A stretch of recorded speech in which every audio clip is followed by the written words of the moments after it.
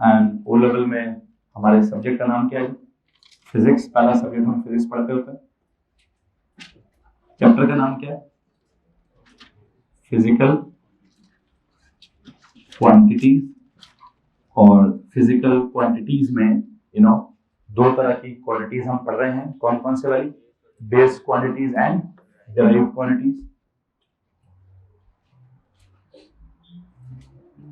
Base quantities and क्या है? Derived quantities. Please बताइए कौन से वाली बेस क्वांटिटी चल रही है अभी हमारी? हाँ जी, दैट इज मास। मास चल रहा है। और अगर हम बात करते हैं डिराइव्ड क्वांटिटीज की, तो कौन सी डिराइव्ड क्वांटिटीज हैं जो वेट के साथ एसोसिएटेड हैं? सबसे पहले वेट, फिर एक ग्रेविटेशनल फील्ड स्ट्रेंथ, और तीसरी चीज क्या? तीसरी चीज डेंसिटी। तो हमने क्या क्या पढ़ा है? हम यहाँ पे डिराइव्ड क्वांटिटीज में एक हमने वेट पढ़ा है, और वेट के साथ ही या वेट के अंदर ही क्या पढ़ा हमने? ग्रेविटेशनल फील्ड स्ट्रेंथ हमने पढ़ा है। और रिसेंटली हम कौन सी क्वांटिटी पढ़ रहे हैं? रिसेंटली हम आई थिंक डेंसिटी पढ़ रहे हैं। किसी को मसला इस बात से भाई? एनीवन? अच्छा, इनके अगर सिंबल्स और यूनिट्स देखी जाए, प्लीज बताइए मास का क्या सिंबल है? Small M. मास की यूनिट क्या है? इसकी ऐसा यूनिट इज केजी। वैसे अदर यूनिट्स में क्या आता है? ग्राम्स। और हमें मालूम है कि 1 किलोग्राम में कितने ग्राम्स होते हैं? 1000 ग्राम्स। ओके, अगर हम वेट की तरफ जाएं तो वेट का सिंबल क्या है? W। वैसे इसका जस्ट सिंपल नहीं, इसका फॉर्मूला है पूरा, W = mg। अच्छा, इसकी अगर यूनिट्स पूछी जाएं तो वेट की यूनिट्स क्या होती हैं? चूंकि ये एक फोर्स है तो फोर्स की यूनिट्स आपने पढ़ी हुई हैं। प्लीज बताइए क्या होती है फोर्स की यूनिट्स? न्यूटन। क्या होती है जनाब साहब? न्यूटन। अगर हम ग्रेविटेशनल फील्ड स्ट्रेंथ को देखें तो इसका सिंबल क्या है? स्मॉल जी। इस फॉर्मूले में से स्मॉल जी को अगर सब्जेक्ट बना लिया जाए तो क्या फॉर्मूला बनता है? W/m। और W/m को देखकर अगर G की यूनिट्स बताई जाए, क्या यूनिट्स बनती? वेट की क्या होगी? न्यूटन पर। मास की क्या होगी? इसकी यूनिट्स आ गई न्यूटन पर केजी। इसी तरह अगर हम डेंसिटी की तरफ जाएं तो डेंसिटी का क्या सिंबल है? Something like this roll. और इसका फॉर्मूला क्या है? मास/वॉल्यूम। और अगर यहां से इसकी डेंसिटी की यूनिट्स देखी जाए तो प्लीज बताइए डेंसिटी की यूनिट्स क्या है? केजी पर क्यूबिक मीटर। अब ये जो केजी पर क्यूबिक मीटर है, हमने कल एक और लड़ाई की थी कि इसकी अदर यूनिट्स कौन कौन सी हैं? ग्राम्स पर क्यूबिक सेंटीमीटर। और जो सबसे इंपॉर्टेंट बात थी वो ये थी कि इन दोनों में से कौन बड़ा है, लाइक कौन सी वाली यूनिट बड़ी है। तो क्या पता चला था? कौन से वाली यूनिट बड़ी है? इधर ध्यान देंगे जी, इधर ध्यान देंगे भाई, अली साहब इधर ध्यान देंगे। क्या चाहिए? क्या बात हो रही है जी?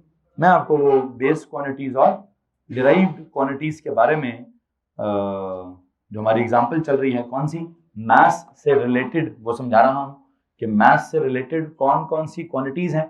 It is weight, then it is gravitational field strength, and then it is density.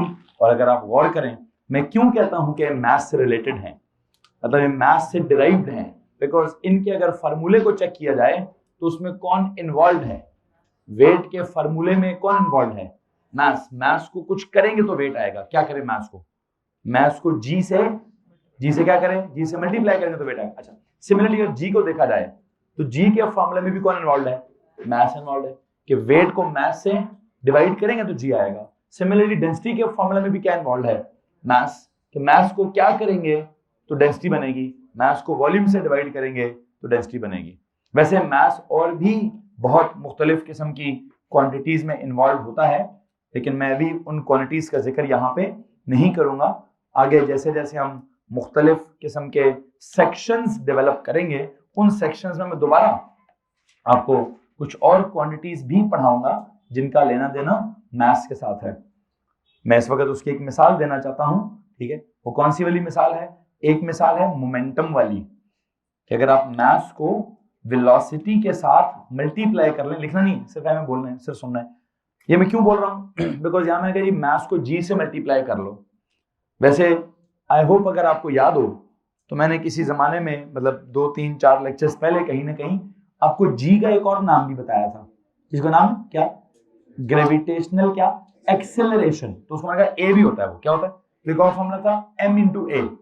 अब वो m इंटू ए क्या है, वो सादी सादी फोर्स है, that m into A is for acceleration. तो अगर आप मास को एक्सेलरेशन से मल्टीप्लाई कर सकते हैं तो उस चैप्टर जब मैंने आपको एक्सेलरेशन समझानी है, एक्सेलरेशन से पहले एक क्वांटिटी होगी स्पीड या वेलोसिटी, तो मैं मास को वेलोसिटी से भी मल्टीप्लाई कर दूंगा। लेकिन बहरहाल मैं भी इस वक्त आपको ना तो वेलोसिटी पढ़ाना चाहता हूं, ना एक्सेलरेशन पढ़ाना चाहता हूं, ना मोमेंटम समझाना चाहता हूं, ना फोर्स समझाना चाहता हूं। मैं बस आपको एक बात बताना चाहता हूं कि डिराइव्ड क्वांटिटीज का कॉन्सेप्ट क्या होता है। वो बेस क्वांटिटीज को हम इस्तेमाल करते हैं और क्या किया जाता है बेस क्वांटिटीज के साथ, उनको किसी से भी मल्टीप्लाई कर सकते हैं या किसी से भी डिवाइड कर सकते हैं। ये डिपेंड करता है कि आपने क्या बनाना है। अगर आप अभी देखें, मैंने जब मास को ग्रेविटेशनल फील्ड की स्ट्रेंथ मतलब ग्रेविटी के आइडिया के साथ, ग्रेविटी की फील्ड की स्ट्रेंथ के साथ जब मल्टीप्लाई किया है, तो जो नई चीज मैंने बनाई है वो क्या बनी है, वो ग्रेविटेशनल फोर्स बनी है। क्या बनी, उसका नाम क्या है, उसको वेट बोलते हैं। क्या बोलते हैं, या ग्रेविटेशनल फोर्स बोलते हैं या वेट बोलते हैं। तो मेरा चूंकि टॉपिक अभी वेट था तो मैंने कहा जी मैं ऐसे weight is the force of gravity, उसमें ग्रेविटी का आइडिया मैंने डेवलप किया, ग्रेविटी की फील्ड का आइडिया डेवलप किया, ग्रेविटी की फील्ड की स्ट्रेंथ का आइडिया डेवलप किया, वहां से प्रोपोर्शनैलिटी का कॉन्सेप्ट लाया और जैसे तैसे कर वेट का फॉर्मूला बना दिया। आपको याद है, बिल्कुल ऐसे ही मैंने डेंसिटी में भी क्या किया, क्या डेंसिटी का एक मतलब डेवलप किया, कोई लाइटनेस की बात की, कोई हैवीनेस की बात की, कोई पार्टिकल्स की बात की, क्लोज होने की बात की, कोई दूर होने की बात की। खैर करते करते जो भी मैंने बातें की, अल्टीमेटली मैंने क्या कहा, मैंने वहां भी कोई प्रोपोर्शनैलिटी डेवलप की, मास को इन्वॉल्व किया, वॉल्यूम को इन्वॉल्व किया, और पता चला कि मास और वॉल्यूम को मल्टीप्लाई नहीं करना, मास और वॉल्यूम को आपस में डिवाइड करना है, और वहां पे एक फॉर्मूला बना दिया। बिल्कुल ऐसे ही मैं मास को और भी कुछ चीजें हैं जिनसे मल्टीप्लाई करके या जिनसे डिवाइड करके कोई नई क्वांटिटीज बना सकता हूं।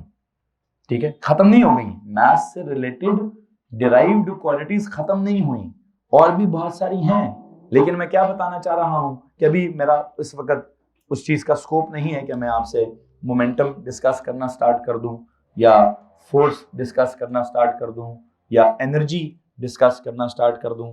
बहुत सारे और भी डिराइव्ड क्वांटिटीज हैं जिनके अंदर मैथ्स इन्वॉल्व है, लेकिन मैं सब नहीं लिखवा रहा अभी मैंने सिर्फ क्या किया हुआ है, ये 3 मैंने, चूंकि आपको मालूम है मेरा पहला चैप्टर है, ठीक है, इस पहले चैप्टर में सारा कुछ थोड़ी ना खत्म करूंगा। यहाँ क्या होगा, यहाँ हमने क्या किया था, पहले लेंथ पढ़ा था, तो लेंथ के साथ एसोसिएटेड क्या किया, एरिया एंड वॉल्यूम पढ़ा। ठीक है, और एक दफा जब मैंने एरिया एंड वॉल्यूम पढ़ाया तो फिर मैं इतना डीप चला गया, मैंने मैथ्स वाला भी एरिया वॉल्यूम पूरा कवर कर लिया। ठीक है, अब भी मेरे पास अब दिमाग में एक फतूर पैदा हो रहा है। पूछे क्या फतूर पैदा हो रहा है, कि मैथ्स से जुड़ी हुई सारी क्वालिटीज खींच जाऊं। ठीक है, लेकिन फिर वो दिमाग, दिल क्या कहता है भाई सफर कर जा, इजी हो जा, एक सीक्वेंस डेवलप करता हुआ आगे जा। फिर वो क्या होगा, पहला टेस्ट लूंगा तो लुढ़क जाओगे, ठीक है, फिर बेइज्जत करना पड़ेगा, फिर दूसरे टेस्ट में जाके कहीं अच्छा परफॉर्म करोगे। तो मैं अभी अपना सीक्वेंस ऑफ जो क्वांटिटीज है उसको एकदम से मुश्किल लेवल पर नहीं लेके जाना चाहता, मैं अभी उसको आसान लेवल पर ही रखना चाहता हूँ। ठीक है, और मैं बस ये बता के टॉपिक बंद कर रहा हूँ कि मैथ्स से रिलेटेड डिराइव्ड क्वांटिटीज और भी हैं, खत्म नहीं हुई। लेकिन हाँ, मैं अभी क्यों रोक रहा हूँ अपने इस कॉन्सेप्ट को, जस्ट बिकॉज कि मैं जैसे एरिया वॉल्यूम कितनी गहराई में चला गया था in the very first chapter, मैं अभी मैथ्स की इतनी ज्यादा गहराई में नहीं जाना चाहता। जैसे जैसे अगर मैकेनिक्स वाला सेक्शन स्टार्ट करूंगा तो वहां देख लूंगा मैथ्स को किससे मल्टीप्लाई डिवाइड करना है। थर्मल फिजिक्स स्टार्ट करूंगा तो वहां देख लूंगा कि मैथ्स को किससे मल्टीप्लाई किससे डिवाइड करना है। ठीक है, इलेक्ट्रिसिटी में देखूंगा कि वहां मैथ्स का कोई लेना देना है भी कि नहीं है, कि सिर्फ लेना देना चार्ज का है। तो जैसे जैसे मैं भी ये पहला वाला जिसको मैं जनरल फिजिक्स बोलता हूँ, ये जनरल फिजिक्स का जब मैं सेक्शन कंप्लीट कर लूँ, इसके बाद जब मैं स्पेसिफिकली मैकेनिक्स का अलग सेक्शन पढ़ाऊंगा, थर्मल फिजिक्स का अलग सेक्शन पढ़ाऊंगा, इलेक्ट्रिकल फिजिक्स का अलग सेक्शन पढ़ाऊंगा, न्यूक्लियर फिजिक्स का अलग सेक्शन पढ़ाऊंगा। ठीक है, बहुत सारे मैंने आपको डिफरेंट किस्म के सेक्शंस पढ़ाने हैं, और हर सेक्शन में कम से कम एक फार्मूला तो होगा जिसमें मैथ्स इन्वॉल्व होगा, कम से कम। और अगर असल में ना आप फाइनल ईयर के स्टूडेंट्स हैं तो फाइनल ईयर के स्टूडेंट को एग्जाम्पल जो मर्जी दे दो, मुझे इससे प्रॉब्लम नहीं होता। मैं प्री ओ लेवल के बच्चे के सामने अपने लफ्जों को रोकना चाहता हूं, लेकिन जब ओ लेवल का फाइनल ईयर का बच्चा मेरे पास बैठा हो तो मुझे अगर उसको मिसाल फोर्स की देनी पड़े, MA बोलना पड़े, बेशक ना भी पढ़ाया हो, सुना होगा आपने कहीं ना कहीं। मैंने मोमेंटम की जगह M/V बोलना पड़े, बेशक मैंने नहीं पढ़ाया, सुना होगा आपने कहीं ना कहीं। बेशक मुझे थर्मल फिजिक्स में जाकर अजीब सा फार्मूला बोलने लगा हूं, एक होता है वो हीट कैपेसिटी वाला सबसे मुश्किल फार्मूला है mc∆T, तो सुना तो है कहीं ना कहीं, ठीक है। नहीं सुना कोई बात नहीं, सुन लो, ठीक है। मैं पढ़ा नहीं रहा, मैं बस वैसे बता रहा हूँ, M उधर भी है। अगर मैं एंड पे न्यूक्लियर फिजिक्स का वो आइंस्टाइन वाला फार्मूला पढ़ाऊं E = mc², तो वहां पे भी तो M है, ठीक है। फिर मैं अगर पोटेंशियल एनर्जी का फार्मूला बताऊं mgh, तो वहां भी तो M है। मैं अगर काइनेटिक एनर्जी का वो ½ mv², M उधर भी तो है, तो M तो पुत्र बहुत सारी जगहों पर है, ठीक है। M तो हमारा एक M is like mass is that, mass तो मैटर होता है, मैटर तो बड़ी इंपॉर्टेंट क्वांटिटी है, मतलब मैटर ही तो असल चीज है। हमारी पढ़ाई में सबसे इंपॉर्टेंट क्या होता है? अगर आप केमिस्ट्री की डेफिनेशन पढ़ें, क्या है वो? स्टडी ऑफ मैटर है, बट कैसे? इंटरनली। फिजिक्स क्या है? ये भी तो स्टडी ऑफ मैटर ही है, बट कैसे? एक्सटर्नली, है जी। तो मैटर तो बड़ी इंपॉर्टेंट चीज है। और हाँ, हमने कहा जी मैटर इज एनीथिंग, केमिस्ट्री वाले कहते हैं matter is anything composed of particles, physics वाले क्या कहते हैं? Matter is anything that has मास। है, तो मैटर को तो हम समझाते ही सबसे पहले किससे हैं? हम तो सबसे पहले मास से समझाते हैं।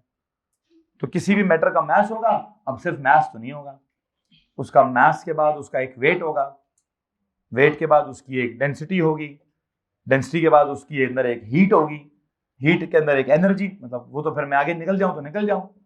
अब सोच रहा हूं निकलूं, फिर कहता हूं नहीं अभी नहीं निकलना है। अभी क्या करता हूं, अभी डेंसिटी की एक वर्कशीट है आपके पास, उसको वाइंड अप करता हूं। मैथ्स से रिलेटेड जितनी भी एडवांस्ड क्वांटिटीज हैं उनको भी डिस्कस नहीं करते। अभी क्या करेंगे, इतनी 3 क्वांटिटीज काफी हैं मैथ्स से रिलेटेड, इन्हीं को कवर करते हैं। इन्हीं की एक वर्कशीट हमारे पास है, अभी हमने वो भी शायद पूरी नहीं की हुई है, ठीक है। मुझे लगता है उसमें कुछ सवालात हैं जिनको हमने करना है। प्लीज वो वर्कशीट निकाल लीजिए।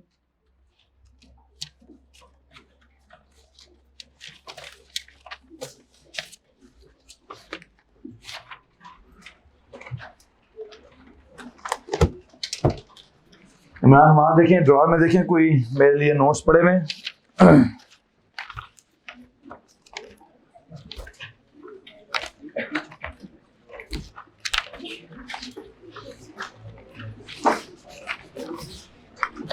मैथ्स और वेट वाली, सॉरी मैथ्स वेट नहीं है, डेंसिटी वाली एक वर्कशीट है वहां पे।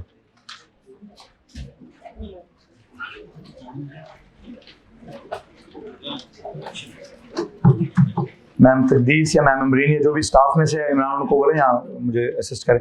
आप दे दो यार थोड़ी देर के लिए। सुने जी,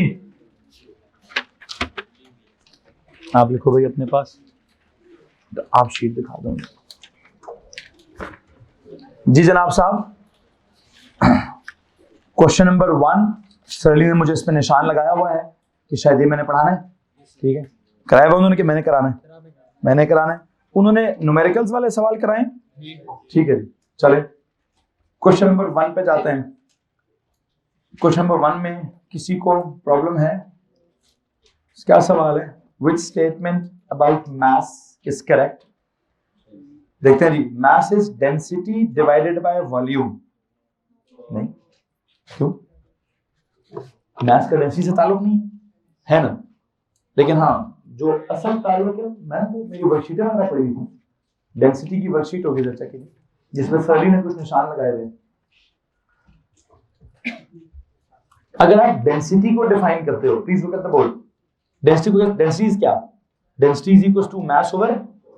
अगर इस इक्वेशन में से कोई कहे सर मास को निकालें, क्या करें जी? मास को सब्जेक्ट बना के दिखाएं, क्या करूं? ये जो वॉल्यूम है यहां क्या हो रहा है? डिवाइड हो रहा है, वहां जाकर क्या हो जाएगा? तो आई थिंक आप ऑप्शन नंबर ए के सामने क्या लिखें? ऑप्शन ए के सामने जाएं। ऑप्शन ए के सामने पहले क्या लिखें? पहले वो लिखें सर जी असल में डेंसिटी किसके बराबर है? मास ओवर वॉल्यूम के।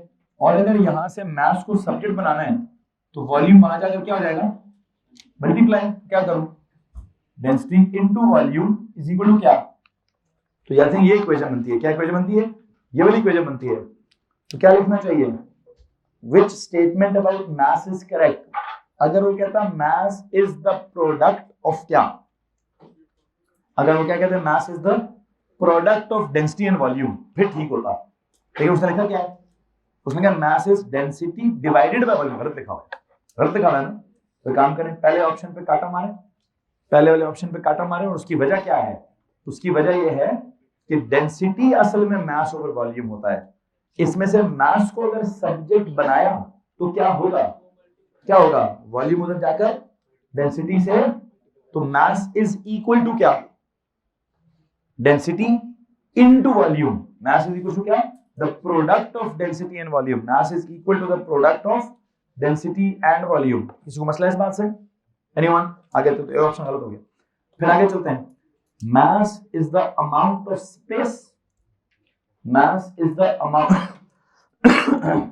of space occupied by the body, ये किस चीज की डेफिनेशन, अमाउंट ऑफ स्पेस। जो काम करें, बी को भी काटा मारे, बी में किस बुनियाद पर काटा मारेंगे, मास का लफ्ज काटे, और मास का लफ्ज काट के वहां क्या लिखें, मास का लफ्ज काट के वहां क्या लिखें, वॉल्यूम लिखें, volume is the amount of space, mass होता तो मास क्या है, is the amount of matter, क्या होता है वो अमाउंट ऑफ मैटर होता है, ये भी गलत हो गया, mass is weight multiplied by the gravitational field strength, हाथ साहब लिखना है ना यार, साथ साथ जो मैं बोल रहा हूँ लिखो ना यार, इसीलिए आगे बुलाया कि आप वहां पे बैठ के बड़ा गलत लेक्चर लेते हैं। पहली लाइन में क्या लिखना है आहद, पहली लाइन में क्या लिखना है, हाँ आवाज नहीं आई, ये इधर बैठा है इसको आवाज नहीं आई है,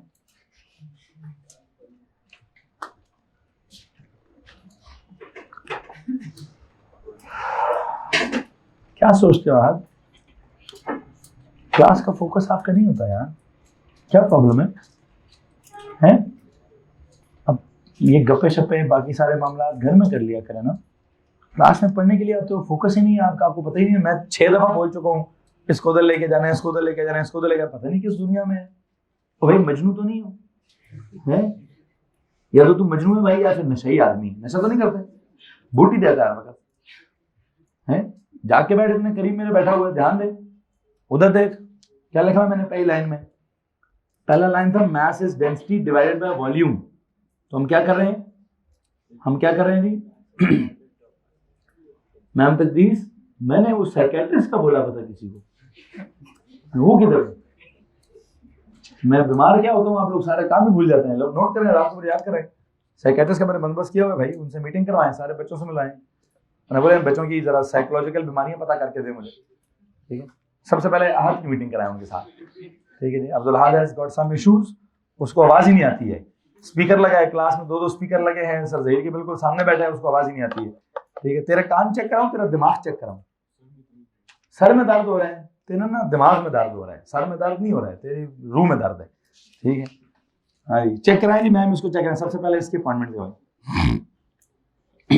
ध्यान दे मेरा बच्चा, ध्यान दे, ध्यान दे, ध्यान दे सकते हैं हम देना चाहें तो हम ध्यान दे सकते हैं, बस हम वैसे ही लाउबाली हो जाते हैं कभी के बाद, क्या हो जाते हैं, किसी को पता है लाउबाली क्या होता है, लाहुबाली नहीं सुने लफ्ज, उर्दू की क्लास में आ जाते हैं, सर उसामा से पूछते हैं सर व्हाट इज मैं लाहुबाली, उर्दू नहीं लेते, अच्छा चलो कोई बात नहीं, प्योर उर्दू का लफ्ज है, खैर मैं इस वक्त प्योर उर्दू, चलो आसान करते हैं, केयरलेस को उर्दू में लाहुबाली कहते हैं, लेकिन लाहुबाली के साथ जो फन रिलेटेड है वो मैं नहीं समझा सकता, वो उर्दू के टीचर ही समझाएंगे आपको, लाहुबाली इंसान ध्यान दे रहे, ठीक है, मास इज क्या लिखा है मास के साथ, डेंसिटी डिवाइडेड बाय वॉल्यूम लिखा है, तो सही लिखा है कि गलत लिखा है, गलत लिखा है भाई, क्या गलती है उसके अंदर, पहले फॉर्मूला लिखे, density is equal to mass over volume, density is equal to mass over volume, उसने लिख दिया mass is equal to volume, है वाई divide mass divide by volume, अच्छा ऐसे लिखो जैसे लिखा हुआ मैंने, सिंबल में लिखो, काटो गलत लिखा, काटो वहां से पूरे का पूरा, पहले सिंबल्स में लिखो rho equals M over V, rho equals M over V, फिर लिखो m equals rho into V, into V. हाँ, तो अब वो क्यों किया? बिकॉज v यहाँ डिवाइड हो रहा था, वहां जाकर क्या हो गया, मल्टीप्लाई। तो लिखना है बेटा, जब आप क्लास में बैठे सारी चीजें लिखनी है आपने, ठीक है। अच्छा जी, इसके बाद क्या करें? इसके बाद इससे पता चलता है कि मास को कैसे डिफाइन करेंगे आप। नाउ डिफाइन मास। हाँ, density into volume is the product of density and volume. It's not the density divided by volume. What is it? Density multiplied by volume. तो वहां जवाब क्या लिखा होता? अगर लिखा होता mass is density multiplied by volume, तो क्या कर लेते? मैं टिक मार देता। खैर बहरहाल तीसरे पे जा रहे हैं हम, सी पे थे। mass is weight multiplied by gravitational field strength है। mass is weight multiplied by gravitational field strength। सही है गलत है? वो तो weight होता है कि जो किसके बराबर है, मास मल्टीप्लाई बाय। तो इसका मतलब ये इसमें क्या होना चाहिए, मास की जगह वेट और वेट की जगह, तो मास और वेट पे ऐसे एरो लगा दे कि मास को वेट की जगह और वेट को मास की जगह होना चाहिए। मास और वेट के दरमियान में एरो लगा दें कि सर जुमले में गलती है, जुमले को क्या होना चाहिए था, वेट इज क्या, weight is mass multiply by gravitational field time, तो उसने गलत लिखा हुआ है। आगे चलते हैं डी पर, mass is the amount of matter packed in a body. हाँ ये ठीक लिखा हुआ है, मास इज द क्या, अमाउंट ऑफ मैटर पैक्ड। तो डी फॉर डेल्टा आंसर है जनाब साहब, ठीक है। क्वेश्चन नंबर 2 में किसी को प्रॉब्लम है? हैं जी, 2 किया कराया होगा शायद उन्होंने, नहीं? पहले वॉल्यूम 20 है, स्टोन डालने के बाद वॉल्यूम कितना हो गया, 38 हो गया है। तो कितना है वॉल्यूम, तो स्टोन कितना है, 18, मतलब 38 माइनस, आई थिंक इसमें तो प्रॉब्लम नहीं चाहिए। क्वेश्चन नंबर 3 में प्रॉब्लम है? क्वेश्चन 3 कराया उन्होंने? नहीं, तो फिर मैं कराऊंगा जी, मैं कराऊंगा। क्वेश्चन 3 समझाना चाहता हूँ जी। क्वेश्चन 3 में क्या है सवाल? क्वेश्चन 3 आप पढ़ेंगे बेटा जी, क्या नाम आपका? अली, पूरा नाम क्या है? मोहम्मद अली वाजिद। अली वाजिद, आप जरा क्वेश्चन नंबर 2 पढ़े ऊंची आवाज में।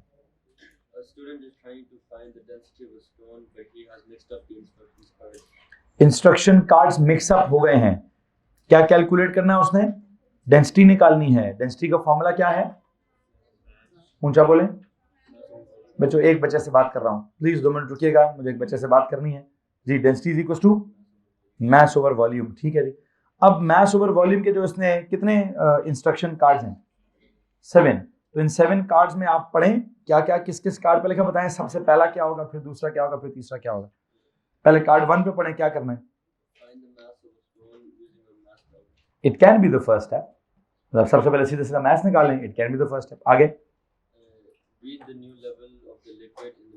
न्यू लेवल सेकंड स्टेप तो नहीं होगा, पहले क्या करना पड़ेगा? पहले तो लिक्विड भरना पड़ेगा, लिक्विड भरने के बाद क्या करना पड़ेगा?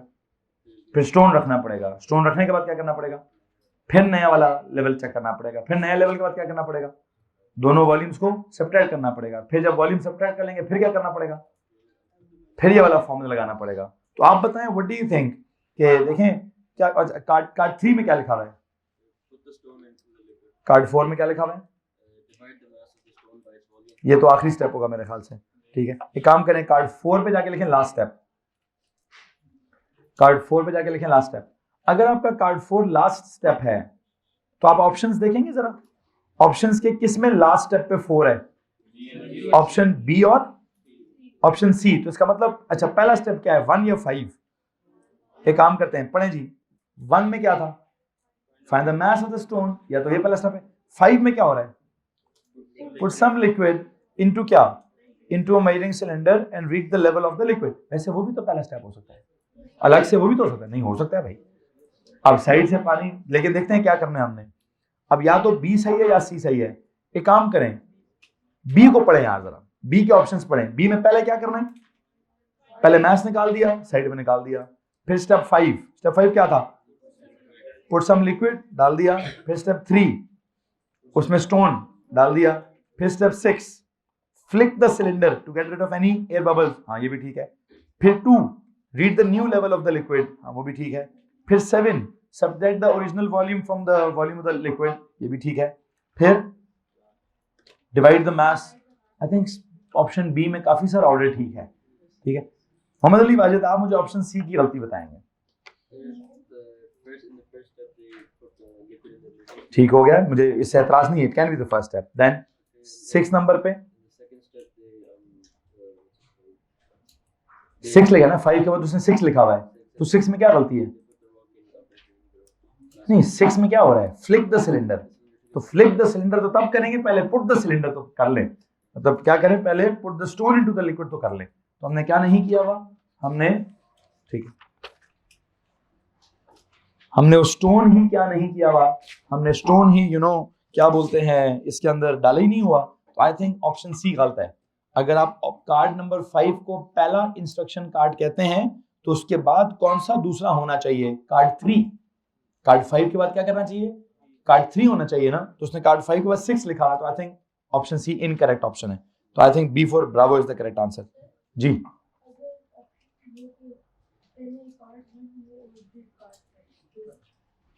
हाँ ठीक है,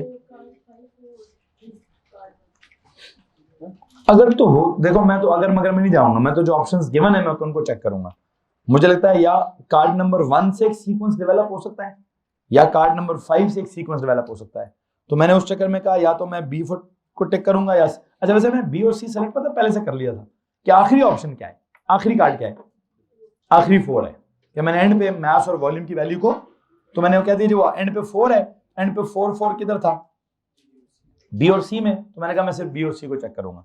फिर मैंने देखा बी और सी के स्टार्ट में क्या, या 1 है या 5 है। मैंने 1 वाला ऑर्डर चेक किया, ज्यादा अच्छा ऑर्डर है। सी वाला ऑर्डर चेक किया ना 5 के बाद वाला, तो 5 के बाद उसने 6 लिख दिया, वो गलत है। 5 के बाद अगर लिखना था तो क्या लिखता? 5 के बाद लिखना चाहिए था उसको 3, तो शायद मैं सी को भी टिक मार देता। ठीक है, चलें, आप कुछ पूछना चाहते थे बेटा? आपके आगे अगली रो में बैठे, आप कुछ पूछना चाहते थे? ठीक है, क्वेश्चन नंबर 4 में किसी को मसला है?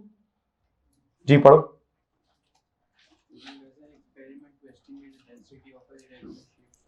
किसकी डेंसिटी निकालनी? इर्रेगुलर। किसकी भाई? इर्रेगुलर को अंडरलाइन करें। एक तो ऑब्जेक्ट इर्रेगुलर है और निकालना क्या उसका? डेंसिटी। अच्छा, दो बातें हैं। कहता जी which items of equipments are needed. सबसे पहले जब आपने डेंसिटी को अंडरलाइन किया था तो वहां लिखे रो इक्वल्स एम ओवर वी। जब आपने डेंसिटी को अंडरलाइन किया है, प्लीज वहां उसको अंडरलाइन करके क्या लिखें? रो इक्वल्स क्या? एम ओवर वी लिख दिया। अब मुझे बताएं, एक तो आपने मास मेजर करना है और आपने क्या करना है? Volume. Which items of equipments are needed. Mass के लिए क्या चाहिए? बैलेंस चाहिए। और वॉल्यूम के लिए क्या चाहिए? इर्रेगुलर वाले का क्या चाहिए होता है? मेजरिंग सिलेंडर चाहिए होता है विद, या फिर अगर बहुत बड़ा इर्रेगुलर हो तो क्या था वो यूरिका कैन भी चाहिए होता है। ठीक है, तो आई थिंक क्या आंसर है इसमें? ए आंसर होना चाहिए ना। ठीक है, अब बीम बैलेंस है ना, मेजरिंग सिलेंडर कंटेनिंग वाटर।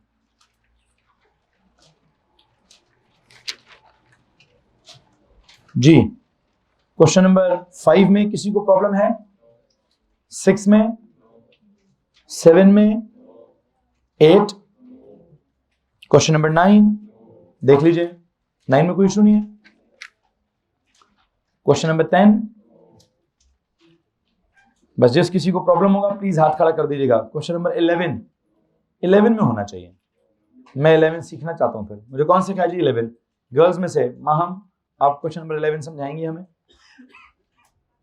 हाँ, अरे ये तो बड़ा फजूल जवाब है ना, मुझे इस तरह का तो जवाब नहीं चाहिए। आप ट्राई तो कर सकती हैं। डेंसिटी पढ़ा के मैं थकी हूं और आप मुझे कहते हैं मैं एब्सेंट थी। अगर आप एब्सेंट थी तो आप हाथ खड़ा करें, मैंने नहीं किया हुआ काम। अजीब किस्म का जवाब ना दिया करें, मैं बहुत बुरा मनाता हूं इस जवाब को कि मैं एब्सेंट था या एब्सेंट थी। या तो मैंने पूछा है तो हाथ खड़ा करो, अगर आपने हाथ नहीं खड़ा किया तो फिर मैं पूछूंगा तो मुझे जवाब चाहिए। पढ़ो, समझाने की कोशिश करो, समझा सकती हैं आप। पढ़े, शुरू से सवाल पढ़े पहले। ये दुनिया जहां का सबसे आसान काम होता है। सर एब्सेंट थी, मुझे इस तरह का काम नहीं चाहिए। मेरी क्लास में बैठी हैं आप, पढ़ाएं और मेरे साथ साथ सॉल्व करें। A box has an of, underline करें इसको। एक बॉक्स है, उसका इंटरनल टोटल वॉल्यूम कितना है? 1000। ओके, आगे।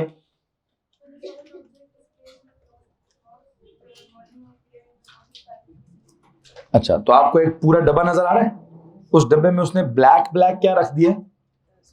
सॉलिड ऑब्जेक्ट रख दिया। तो पीछे जो, वैसे पूरे डब्बे का टोटल वॉल्यूम कितना था? 1000। अब जो हवा बची है the volume of the air in the box is now कितना 520। आपसे एक सवाल है, what is the volume of the solid object? तो लिखें जी साइड पे जरा, जहां जुमला खत्म होता है ना, the volume of the air in the box is 520, उसके आगे लिखें so the volume of the solid object is, so the volume of the solid object, बाकी सब भी लिखे जी, बाकी सबके सब भी लिखें, जहां पे जुमला खत्म हो रहा है the volume of the air in the box is 520 cm cube, इसके आगे क्या लिखें? So the volume of the solid object is क्या? 1000 - 520, 1000 - 520 इज इक्वल टू क्या? 480 cm क्यूब, 480 cm क्यूब।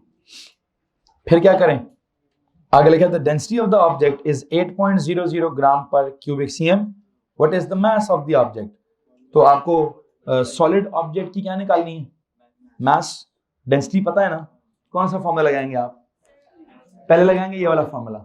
इस फॉर्मूला में हमने चूंकि याद डेंसिटी के हिसाब से किया हुआ है ना, तो जब हमने डेंसिटी के हिसाब से याद किया, अननोन कौन है वैसे? मैथ्स अननोन है, तो मैथ्स को क्या करो? सब्जेक्ट बनाए। मैथ्स को सब्जेक्ट कैसे बनाते हैं? यहाँ पे वॉल्यूम डिवाइडर है, वहां जाकर मल्टीप्लाई कर देते हैं। क्या करें अभी? यहाँ से वैल्यूज आई होप आपको बताऊंगी। What is the density of the object? अच्छा एक बात ध्यान रखिए, यूनिट्स क्या है? यूनिट्स क्या है? डेंसिटी क्या है? ग्राम पर। इस बात को ध्यान रखिए। लेकिन कोई बात, इतना बड़ा मसला नहीं है। ये मसला क्यों नहीं है? चूंकि आंसर भी किस यूनिट में होगा चेक करते हैं जरा। इनटू वॉल्यूम क्या है? प्लीज द वॉल्यूम कितना था? 480 क्या? cm cube. You know what is happening? ये वाला cm क्यूब, ये वाला cm क्यूब क्या हो जाएगा? कट जाएगा। बाकी वैल्यूज मल्टीप्लाई करें, क्या आंसर आता है? This into 8, 3840 units are grams. तो जो ऑप्शंस हैं, ऑप्शंस भी ग्राम्स में है ना, इसलिए मुझे यूनिट्स को कन्वर्ट करने की जरूरत नहीं है। इसमें किसी को मसला तो नहीं है। आगे चलो जी, क्वेश्चन नंबर 12 पढ़ो। होल्ड ऑन, कितने सिलेंडर्स हैं? दोनों किससे बने हैं? एक काम करें, कॉपर को अंडरलाइन करें।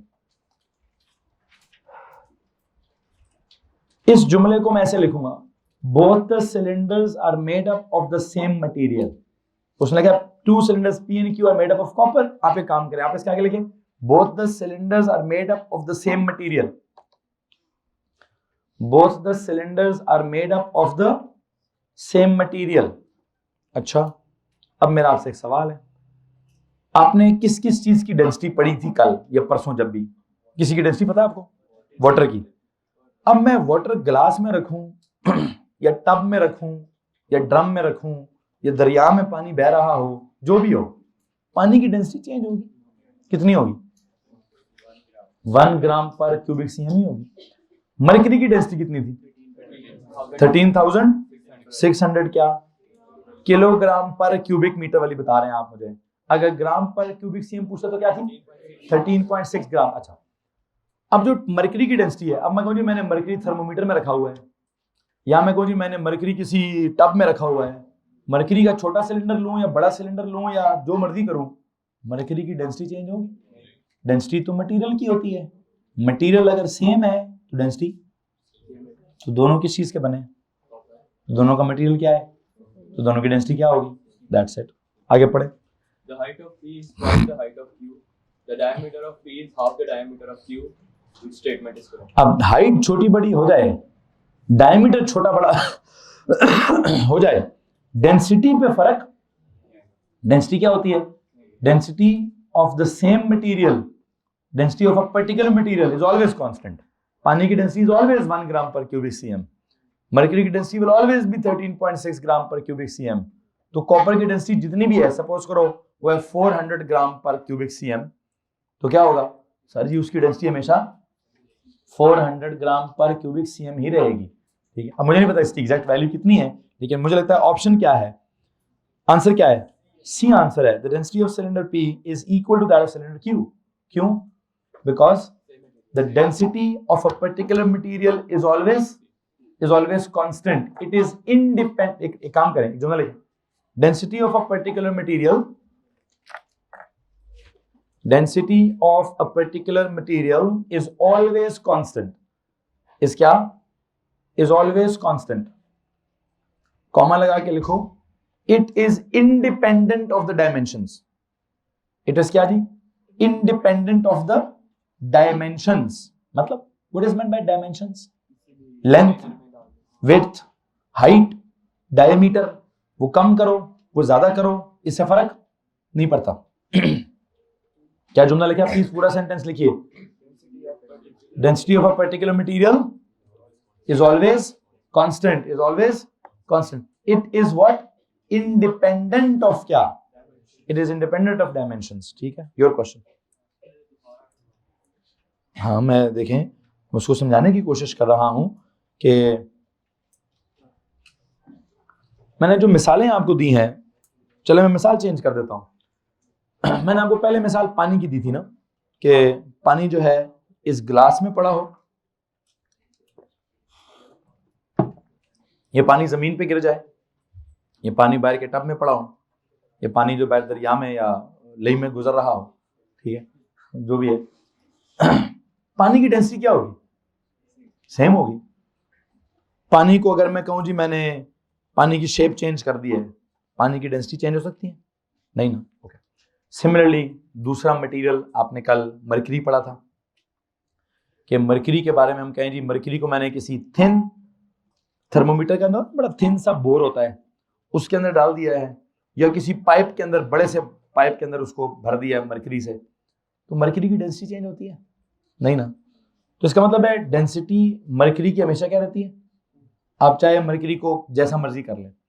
इसी तरह लोहे की मिसाल लेते हैं, किसकी मिसाल लेते हैं, अगर मैं आयरन की मिसाल लूं, मैं कहूं जी मैंने आयरन की नेल ली है, क्या ली, या मैंने आयरन का ना बहुत बड़ा कोई हैमर ले लिया है, ठीक है, तो डेंसिटी आयरन की क्या होगी, सेम होगी ना भाई। हाँ, आयरन का बहुत बड़ा हैमर लेंगे सर, उसका मास ज्यादा, तो वॉल्यूम भी तो ज्यादा होगा, लेकिन मास और वॉल्यूम की रेशो क्या रहेगी, वो सेम रहेगी, ठीक है। तो इसका मतलब ये हुआ कि जब भी हम किसी पर्टिकुलर मटेरियल की बात करते हैं, उसका अगर आप साइज ज्यादा करेंगे तो उसका क्या ज्यादा हो जाएगा, मास भी तो ज्यादा हो जाएगा ना, लेकिन क्या कांस्टेंट रहेगा। मैं एक मिसाल दे रहा हूं, मैं इसको ड्रॉ करके, चले ड्रॉ कर देते। अगर मैं कहूं कि मेरे पास एक आयरन का क्यूब है, क्या जनाब, एक आयरन है, ये लो जी, आयरन का इतना सा पीस है, आयरन के इस पीस में और आयरन के इस पीस में क्या फर्क होगा, जरा सुनना है आपने गौर से। मैं कहता हूं this dimension is 2 centimetre, this is also 2 centimetre, this is also 2 centimetre. लेकिन जब मैं इसकी तरफ आता हूं, ये क्या हो गया, सपोज करो दिस इज 10 सेंटीमीटर, बल्कि 10 नहीं, 2 को क्या करें जी 4 कर देता हूं, this is 4 centimetre, this is also 4 centimetre, this is also 4 centimetre, ठीक है जी। सो यू नो, मुझे आप एक बात बताएं, आयरन के एक ये वाला पीस है, इसका वॉल्यूम क्या है, 2 × 2 × 2 कितना हुआ, अरे 8 क्यूबिक सीएम। इसका वॉल्यूम क्या है, 4 × 4 × 4 कितना हुआ, 64 क्यूबिक सीएम। ओके, अब इफ आई टेल यू कि इस इतने आयरन के पीस का जो मास है दैट इज 16 ग्राम, कितना भाई, अगर इस आयरन के, वैसे तो 16 नहीं होगा, थोड़ा ज्यादा होगा, I think it would be something like 80 ग्राम, कितना जी, इफ इट इज 80 ग्राम, तो आपकी इत्तला के लिए अर्ज है कि जब आपने आयरन बड़ा कर दिया है तो उसका मास भी क्या हो जाएगा, मास भी बड़ा हो जाएगा।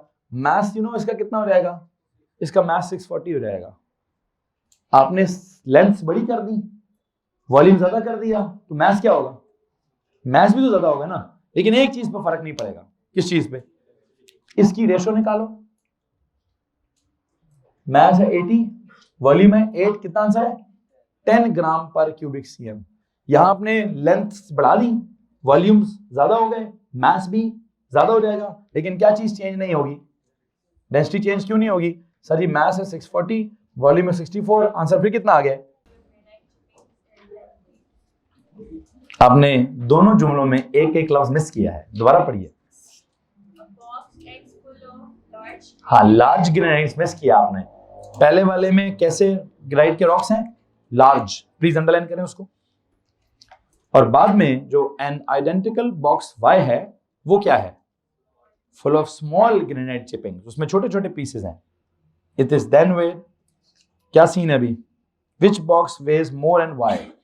किसका वेज ज्यादा है? आई थिंक वाई का, वाई वाले का वजन ज्यादा है जी। ठीक है जी, किसी को पता है वाई वाले का वजन क्यों ज्यादा है? बहशान, असल में जब आपने ग्रेनाइट के पीसेस को छोटा छोटा कर दिया है, जब आप बड़े बड़े पीसेस लेंगे ना, जब आप एक डब्बे को बड़े बड़े पीसेस से भर देंगे तो पता क्या होगा? उसमें बहुत ज्यादा एम्प्टी स्पेसेस होंगी। क्या होंगी? बड़े बड़े पीसेस सही तरह से पैक नहीं होते। क्या नहीं होते? बड़े बड़े पीसेस सही तरह से पैक नहीं होते। जब आप उसमें एयर बहुत ज्यादा होती है, क्या होता है? अच्छा, लेकिन जब आप किसी चीज के पीसेस क्या कर दें, बिल्कुल छोटे छोटे कर दें, बिल्कुल छोटे छोटे कर देने से क्या होता है? बिल्कुल छोटे छोटे कर देने से एयर खत्म, मतलब जब आप भरेंगे तो ज्यादा मैटर भरा जाएगा। क्या भरा जाएगा? मैटर ज्यादा। हाँ, एक बात याद रखिए, दोनों डब्बों का ओवरऑल वॉल्यूम क्या है?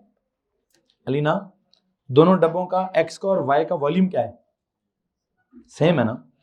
दोनों डब्बों में जो मटेरियल है उसकी डेंसिटी भी क्या है? सेम है, मतलब ग्रेनाइट है दोनों में तो डेंसिटी भी सेम है। तो वैसे तो दोनों का मास क्या होना चाहिए? अकॉर्डिंग टू दिस इक्वेशन दोनों डब्बों का वॉल्यूम सेम, दोनों डब्बों में डेंसिटी ग्रेनाइट सेम, तो मास क्या होना चाहिए? सेम। लेकिन एक फर्क है, एक फर्क यह है कि एक डब्बे में, जिस लफ्ज को मैंने कहा था गौर से पढ़ो, किस लफ्ज को? लार्ज और स्मॉल वाले को। ये लार्ज वाले पीसेस से क्या होता है और स्मॉल पीसेस भरो तो क्या होता है? एक काम करता हूं, मुझे लगता है मेरे पास जो एक एग्जांपल आई है मैं वो समझाने की कोशिश करता हूं। हम अक्सर जब कभी किसी सफर वगैरह पे ट्रेवल वगैरह करते हैं तो बैग जब भरना होता है कैसे भरते हैं? आजकल उसकी तरफ पैक करने के बड़े फार्मूले आए हुए हैं कि शर्ट को रोल करें, रोल करके ऐसे रखें। क्यों है जी? ताकि वो ज्यादा जगह ना घेरे, हवा ज्यादा ना वहां पे आ जाए। तो हम जितना जितना उसको जैम पैक करके ठूंसेंगे उतना ज्यादा ठूसा जाएगा सामान। ऐसे ही है ना? तो अगर मैंने ग्रेनाइट के बड़े बड़े पीसेस रखे एक्स में तो ज्यादा ग्रेनाइट फिल होगी, या उसका पाउडर रख दिया तो ज्यादा ग्रेनाइट फिल होगी? उसको अगर मतलब स्मॉल पीसेस करूंगा तो, चले इसकी एक और मिसाल देते हैं। अगर हम कहें कि एक डब्बा है, उस डब्बे में ना सॉल्ट रखना है, सॉल्ट के बड़े बड़े पीसेस रखने हैं, तो बड़े बड़े पीसेस रखेंगे तो डब्बे में एम्प्टी स्पेस होगी कि नहीं होगी? होगी ना? और अगर मैं सारा सॉल्ट पीस दूं, पाउडर कर दूं, पाउडर करके डब्बे में डाल दूं, अब क्या होगा? अब कोई एम्प्टी स्पेस, कोई एयर, सारी वॉल्यूम को कौन ऑक्यूपाई करेगा? सॉल्ट। तो इसका मास क्या होगा? पाउडर वाले का मास ज्यादा होगा। क्यों ज्यादा होगा? उसमें अब खाली जगह नहीं होगी, उसमें हवा नहीं होगी। I think the answer is Y. And उसकी रीजन क्या है? Reason can either be C वाली या डी वाली। सी में क्या लिखा है? There is less air in the box Y. Okay, मुझे भी ये लगता है। आप मुझे बताएं डी में गलती क्या है?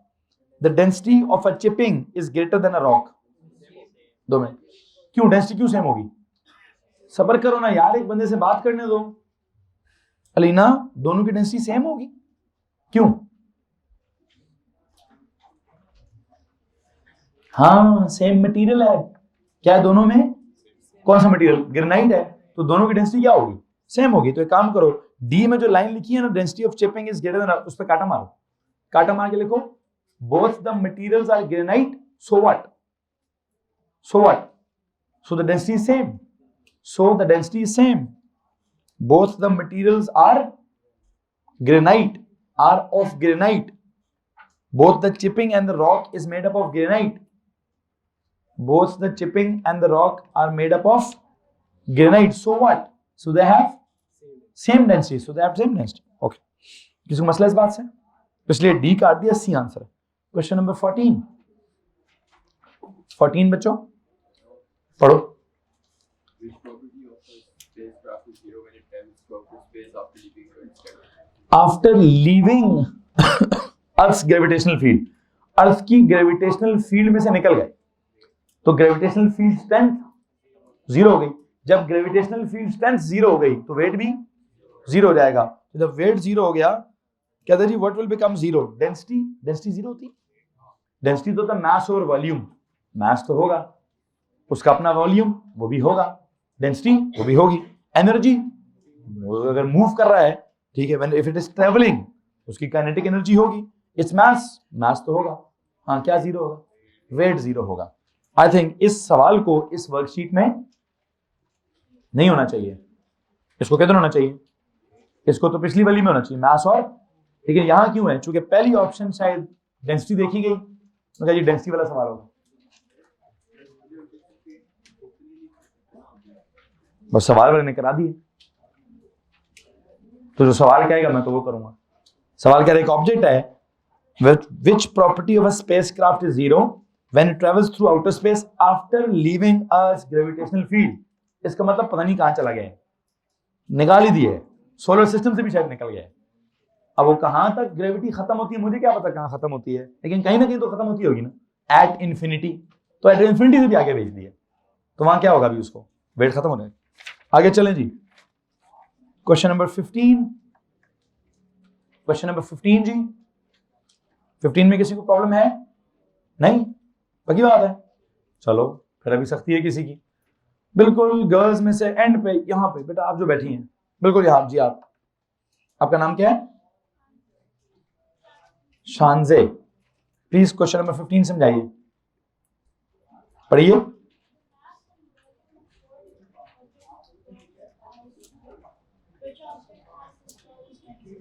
Smallest density A B C D.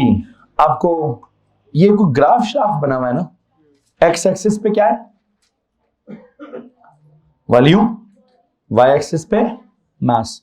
जो ऑप्शन ए है उसका मास कितना है और वॉल्यूम, तो इसकी डेंसिटी कितनी होगी?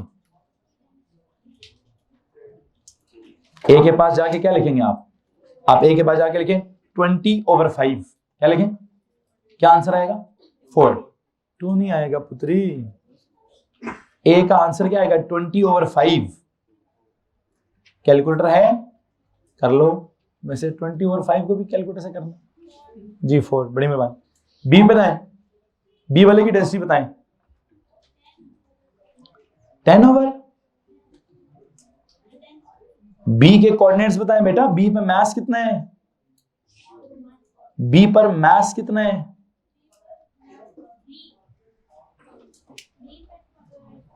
हाँ 20 मास है और 10 वॉल्यूम है, तो 20/10 2 आंसर है उसका। क्या आंसर है? 2 है वहां पे। सी पे 9, सी का मास कितना है? 10 और वॉल्यूम कितना है? इसकी डेंसिटी कितनी है? 2, इधर भी 2 है। डी पे 9, 10 मास है और वॉल्यूम भी 10/10 1, तो डेंसिटी सबसे कम किधर हुई? डी पर हुई। ठीक है जी। क्वेश्चन नंबर 16 पढ़ो भाई।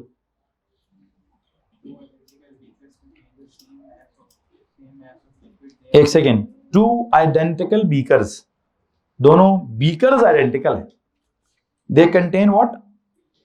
The same mass of liquid। Please underline the same mass of liquid। Same mass of liquid को अंडरलाइन करें, mass सेम है, याद रखिएगा। there is a different liquid in each beaker। इसका मतलब क्या है? लिक्विड की टाइप, तो लिक्विड की डेंसिटी भी क्या होगी? तो काम करो, underline the word different liquid. अगर लिक्विड डिफरेंट है तो क्या होगा? Different density. इसके ऊपर लिखो डिफरेंट डेंसिटी, क्योंकि आपने पढ़ा है लिक्विड सेम हो, मटेरियल सेम हो तो डेंसिटी क्या होती है? तो डेंसिटी सेम होती है। और अगर लिक्विड्स डिफरेंट हो, डिफरेंट मटेरियल हो, तो डिफरेंट डेंसिटी होगी।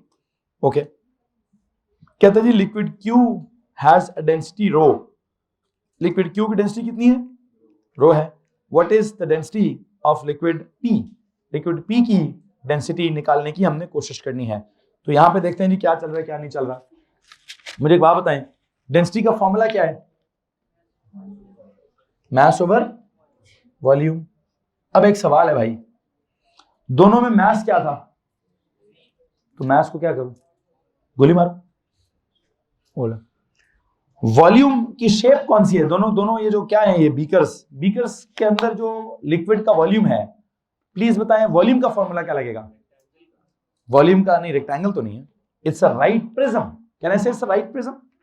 क्योंकि बेस एरिया और मतलब ये या सिलेंडर है ये, या ये क्यूबॉइड है, या कुछ तरह की चीज है ना जो क्या कर रही है, ऊपर की तरफ जा रही है। क्या मैं वॉल्यूम की जगह बेस एरिया इनटू हाइट लिख सकती? हाइट कम है, कितनी कम है? पी वाले की हाइट अगर कम है तो उसकी डेंसिटी क्या होगी? पी वाले की हाइट कितने टाइम्स कम है? 3 टाइम्स कम है, तो उसकी डेंसिटी कितने टाइम्स ज्यादा होगी? 3 टाइम्स ज्यादा।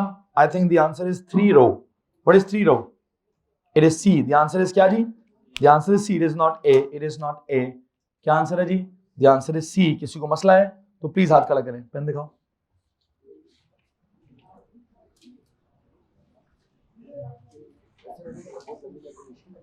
हाँ जी, मैंने नहीं करनी कैलकुलेशन, आई थिंक मैं इस नहीं करूंगा। क्या करेंगे जनाब साहब?